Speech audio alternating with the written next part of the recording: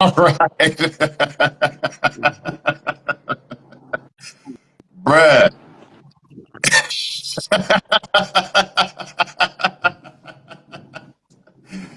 What's up with little bruh, man? How you doing, Man, man? I'm chilling, man. I just had a full day and stuff like that.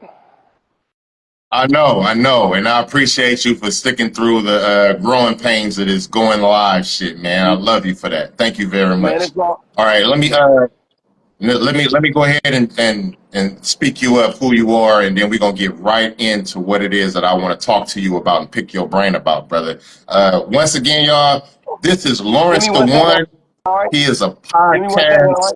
He is a podcaster and a public figure.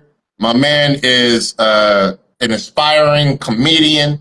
He is also practicing sobriety. My man is also a father, and he is first and foremost, my man is an artist. He's a recording artist, and he goes by Laurence the One. He's coming out of Oakland, California. My man is doing all kind of movements, and I want to pick his brain. So I think the energy was really stopping us from really getting this going, but our perseverance is going to overcome that shit. You know what I mean? So once again, y'all, this is Laurence the One. This is my little brother. I've been knowing him for over 30 years, and I love what he's doing, y'all. I love what he's doing. So welcome to the show, brother. Thank you very For sure, much. and shout out to my homeboy Fode that just tapped in. Shout out to my homegirl.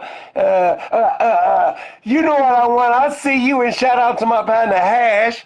From where was he from? I think he was from Lebanon, Middle East. All around the world. You know what I'm saying? Absolutely.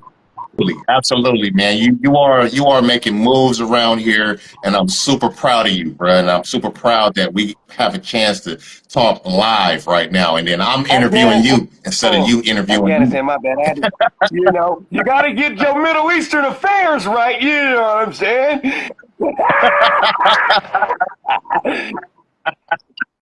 All right, this is gonna seem like a conversation between two people that are brothers and have been long knowing each other, but this is also going to be informative to the community that I've started up, bro.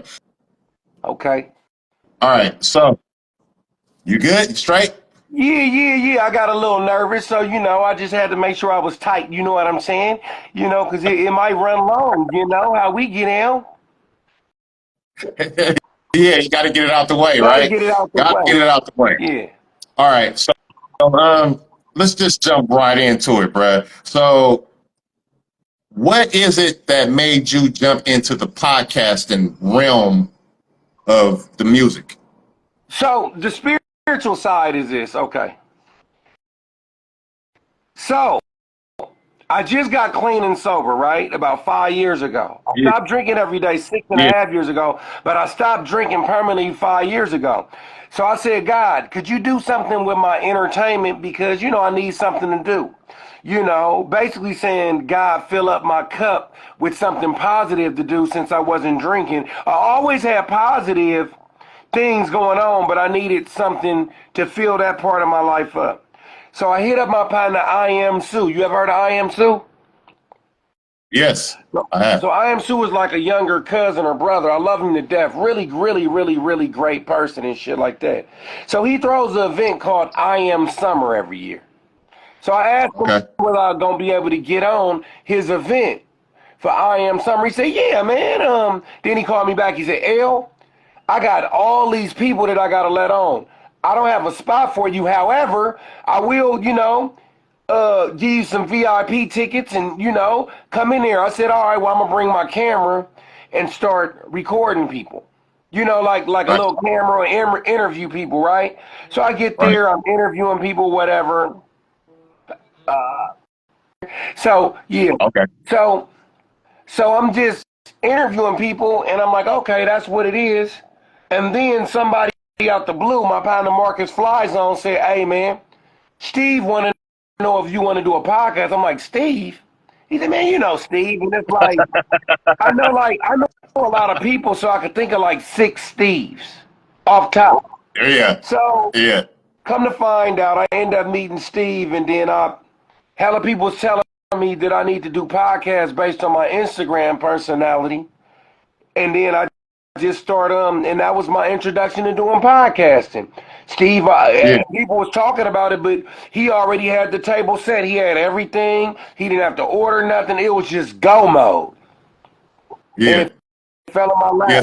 lap.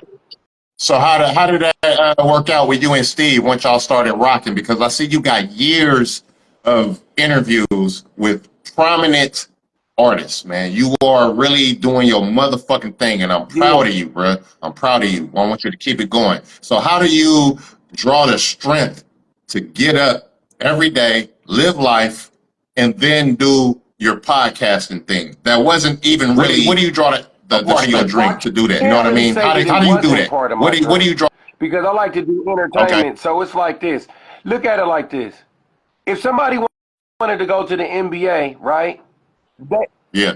they really just want to be in the NBA and work around the thing. And that means coaching. That means kinesiologist. That means refereeing. That means you love the whole game. So it's like that. You know what I'm saying? It's like that. I Yeah. always want to work in. I'm an entertainer. I call myself an edutainer right now. You know, an Edutainer. edutainer. I like to educate.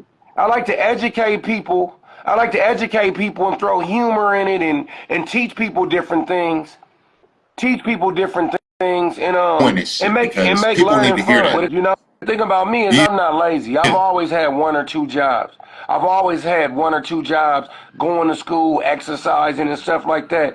My routine has always been the same. Even as a high school student, high school, right? I got a separate life that I hang out with my partners, make music, when I could get to going to the studio, playing on the basketball team, being part of the Black Student Union, and selling weed. I've always had Yeah. like five or six things going, maybe a girlfriend, probably a girlfriend or something like that. And if not, then some, chicks in the mix or something like that. So I've always had a lot going on. The thing that Right. I've actually known getting older is that when I have a lot going on, I have to do things closer to right than not because I don't have time to redo a lot of stuff. Right. Right. We That's don't the only have one. time to redo. We don't have time to redo shit. No go backs in life, bro. Yeah. You know what I mean? That's why you got to go hard in the first place, right? Yeah. And you got to be flexible. You Um. got to be flexible to the whole thing, you know? You got to be flexible to the whole mission. Right. Right. So as far as your flexibility, right? I love that you said that. As far as your flexibility, how many people do you interview that really understand the back end business part of what it is you're trying to do? Because that is really, you know what I mean? That's how we have to work with each other. You feel what I'm saying? So when people don't understand the back end business, it kind of fucks shit up. So how many people do you deal with that understand the back end business of what it When is you you're trying to do? say the back end business, could you clarify what the back end business is? Absolutely. Back end business is, all right, I'm doing this shit for free for you, but it's not going to post itself. It's not going to grow a community on its own. You know what I mean? The back end business is building what it is that we're doing. So, like me and you just talking right now, this is not just us talking on Instagram. I'm going to go back and do the back end business as far as posting, doing clips, Gotcha. making Gotcha. So videos. you think You so understand you what I'm saying saying? so basically you saying if I interview Fred Flintstone and his rapping partner Barney Rebel, do they understand how much stuff actually goes into so this is That's what I gotta tell you. what I'm saying. This is what I gotta That's what tell I'm you. saying. I'm asking what percentage of people. I want people to hear that we all gung ho about going into this music shit, but don't nobody understand the back end business. You know what I mean? The back office, what goes into really putting your shit out there under my platform. You understand what I'm saying? So it's like when you do your work, how many people understand that that's what you're doing after y'all talk? Oh, so the thing about it is that I'm glad you said that. I'm glad you said that.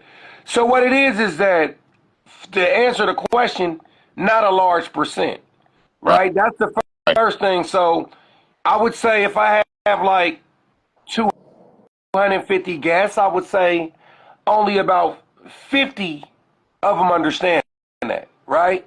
So I'll say about 20. That's a large. I'll say about That's large. 20%. I'll say about 20%. But the cold part about it is now, right? There's Yeah. there's like roughly two different type of guests, right? Okay. There's guests that come on your platform that add to your platform, and there's guests that come on your platform that you add to their catalog. So Yep. if there's an artist that nobody knows, I add to their catalog because I might be the more popular out the two, right? All right. But if Drake comes on my platform, he adds to my platform. But if you know, Absolutely. the rapper, the closet rapper that has some talent that nobody had, I add to their platform. You